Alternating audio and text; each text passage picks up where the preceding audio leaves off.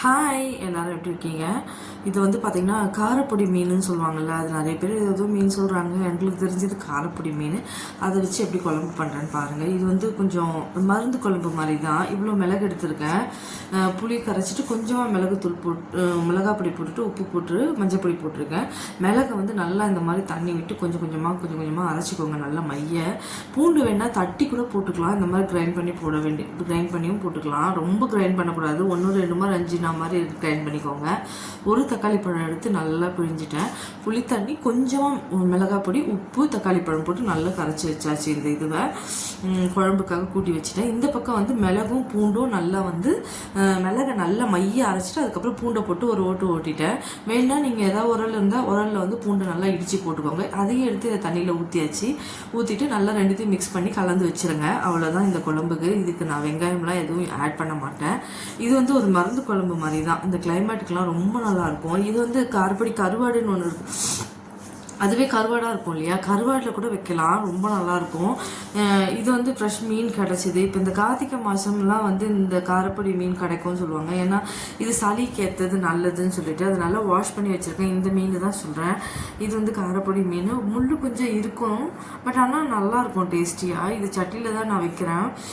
முதல்ல வந்து கொஞ்சம் நல்லெண்ணெய் ஊற்றிட்டேன். கொஞ்சம் நார்மல் ஆயில் ஊற்றிட்டு கடுகு போட்டுட்டு நான் கொஞ்சம் வெந்தயம் போட்டுக்கோங்க. லைட்டாக போட்டுக்கோங்க. இது வந்து கொஞ்சம் மிளகு போட்டு நம்ம பூண்டு போட்டு வைக்கிற குழம்புன்றதுனால வெந்தயம் அவ்வளோவா பெருசாக தேவைப்படாது. கொஞ்சம் லைட்டாக தான் போட்டுவிட்டேன். வெந்தயம் போட்டுட்டு நல்லா கடுகு பொரியட்டும்னு சொல்லி கருவேப்பிலை போட்டுக்கோங்க.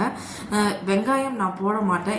இந்த மருந்து குழம்புக்கெல்லாம் வெங்காயம் போட மாட்டோம் நாங்கள் யாருமே. இந்த மாதிரி பூண்டு மிளகு குழம்பு வைக்கிறதுக்கெல்லாம் இதில் வந்து நிறைய பேர் வந்து சுக்கெல்லாம் வச்சு தனியா சுக்கு இதெல்லாம் வச்சு வைப்பாங்க. நான் இப்படி தான் வைப்பேன்.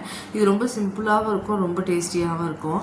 நீங்கள் சாப்பிட்டீங்கன்னா அந்த சளி நெஞ்சு சளி இந்த மாதிரி கிளைமேட்டில் இந்த கார்த்திகை மாதம் ஐப்பசி மாதம் மழை டைமில் நெஞ்சு சளிக்காக தான் இதை வைப்பாங்க மோஸ்ட்லி. இப்போ வந்து இந்த கருவேப்பிலையை போட்டுட்டு கருவேப்பிலை கொஞ்சம் பொரிஞ்ச உடனே இந்த குழம்பு தூக்கி அதில் ஊற்றிட வேண்டியது தான். ஊற்றிட்டு நல்லா கொதிக்கணும். இது கொஞ்சம் ரொம்ப திக்காலாம் மீன் குழம்புக்கு வர மாதிரி வர வேண்டியதில்லை. நல்லா கொஞ்சம் ஓரளவுக்கு திக்காக இருந்தால் கூட போதும். இந்த மாதிரி கொதிச்சு வரும். நல்லா கொதிக்கட்டும். அது பாட்டுன்னு எண்ணெய் பிரிஞ்சு மேலே வரும். அந்த டைமில் வந்து நம்ம அந்த மீன் வந்து கொஞ்சம் ஆட் பண்ணிக்கலாம். ஏன்னா இது கொஞ்சம் ரசம் டைப்பில் இருந்தால் கூட பிரச்சனை கிடையாது. கொஞ்சம் திக்காக இருந்தால் நல்லாயிருக்கும் நம்ம சாப்பிட்றதுக்கு. அதனால நான் சுண்ட வச்சுட்ருக்கேன். ஏன்னா ரொம்ப ரசம் மாதிரி இருந்தாலும் ஒரு மாதிரி இருக்கும்னு சொல்லிட்டு இந்த மாதிரி கொஞ்சம் எவ்வளோ வத்தி இருக்குது பாருங்கள். வத்தனதுக்கு அப்புறமா நம்ம வந்து இந்த மீனை வந்து போட்டுட்டு கொஞ்சம் நேரம் கொதிக்கணும். ஒரு 5-10 நிமிஷம் கொதிச்சா போதும். ஆஃப் பண்ணிவிடுங்க. நல்லா சுட சாதத்தில் போட்டு சாப்பிட்றதுக்கு செம்மையாக இருக்கும். இது வந்து நல்லா சூடு சாதத்தில் தான் சாப்பிட்ணும், நல்லாயிருக்கும். இந்த மீன் வந்து குட்டியாக தான் இருக்கும். பெரிய மீன் நிறைய பேர் வாங்க மாட்டாங்க. ரொம்ப குட்டி மீன் தான் வாங்குவாங்க. ஏன்னா பெரிய மீனில் வந்து அந்த அளவுக்கு உங்களுக்கு வந்து அந்த மெடிசினல் வேல்யூ இருக்காதுன்னு சொல்லுவாங்க. இது நிறைய பேர் வந்து இந்த குழந்தை பிறந்திருக்கு இல்லையா, அவங்களுக்குலாம் வந்து இந்த நீர் கோத்துக்கும் சொல்லுவாங்கல்ல, அந்த மாதிரி பிரச்சனை இருக்கிறவங்க, சைனஸ் ப்ராப்ளம் இருக்கிறவங்க, நெக்ஸ்ட் வந்து இந்த தண்ணி மூஞ்சில் கோத்துக்கு இந்த தலைவலிக்கு அடிக்கடி சொல்கிறவங்களுக்கெல்லாம் இந்த மாதிரி குழம்பு வச்சு சாப்பிட்டிங்கன்னா இது வந்து நல்லா கேட்கும். இந்த மீன் குழம்பு வந்து எங்கள் வீட்டில் அடிக்கடி செய்வாங்க. ஊரில் இருக்க சொல்லவும் சரி. இது வந்து இந்த மீன் கிடைக்கும், இந்த சீசனில் தான் கிடைக்கும். இது கிடைக்க சொல்லவே நம்ம வாங்கி செய்யலான்னு சொல்லிட்டு எனக்கு கொஞ்சம் கோல்டாக இருந்தது, சைனஸ் அப்பப்போ வரும்.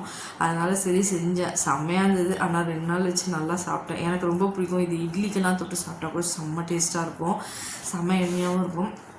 நீங்களும் இந்த மாதிரி ட்ரை பண்ணி பாருங்கள். ரொம்ப கலரெல்லாம் கூடாது, பட் நான் போட்ட உடனே ஒரு கலரி விட்டுருவேன், அப்போ உடையாதில்லை. அதனால நீங்களும் இந்த மாதிரி பூண்டு மிளகு வச்சு ஒரு காரப்பொடி மீன் செஞ்சு என்ஜாய் பண்ணுங்கள். இந்த மழை சீசனுக்கு ரொம்ப நல்லாயிருக்கும், டேஸ்டியாக இருக்கும்.